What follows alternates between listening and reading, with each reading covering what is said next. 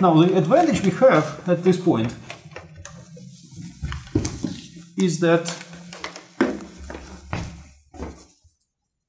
well, okay, disadvantage we have is that in the past we pretended the domain is something we don't see, we treated that as time, and we have pretty good experience with time, pretending that we don't need to see it. Now, at this point, we have no experience about two-dimensional time, right? So it's hard to work with something without seeing what that is. So you'll probably need to see that. So that should become visual. What about that? Wouldn't you like that to be visual? Well, probably, because you rarely, if ever, experience a function from something to time. Right? Is there anything that takes value as time? Time is a function of something? Well, rarely happens. So we will probably need to visualize that. And as a consequence, we will need to visualize both. And the standard way to do that is, again, in calculus 1. When we visualized both lines, and the way we did it is we put them in a very simple way on a plane.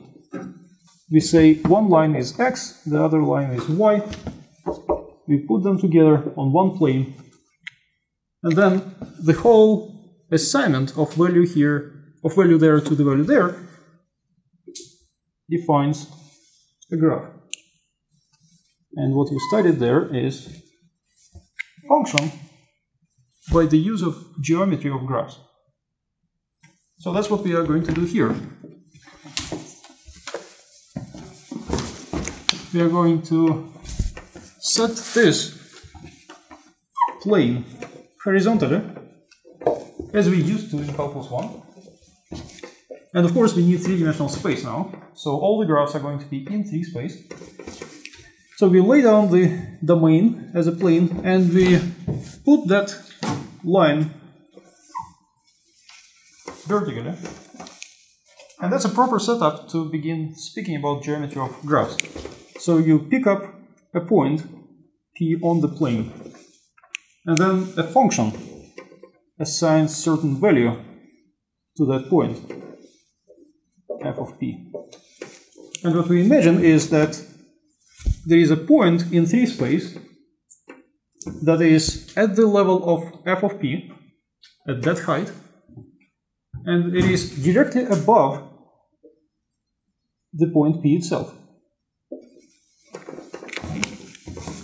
So that point is going to be a point of the graph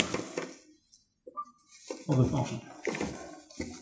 So that point in 3 space has coordinates, well, there are no coordinates for the P yet. You kind of think of it as pair P and f of P, thinking of P having 2 coordinates.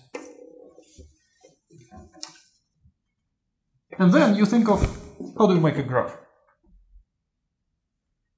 You pretend of thinking of all points like that. Right? So you think that for every point on the plane, there is a value assigned, so there is a number and a point in 3 space above every single point on a plane. And all those points together make something called a graph of the function.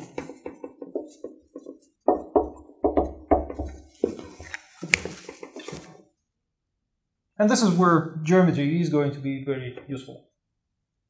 And essentially 3-dimensional geometry. Right? Because the graph is going to be a complicated object in the 3 space, not in a plane. So we will have to use all the ideas we got so far. Equations of planes, vectors, how to deal with vectors, how to deal with planes. So why planes? Why do you think we need to look at planes?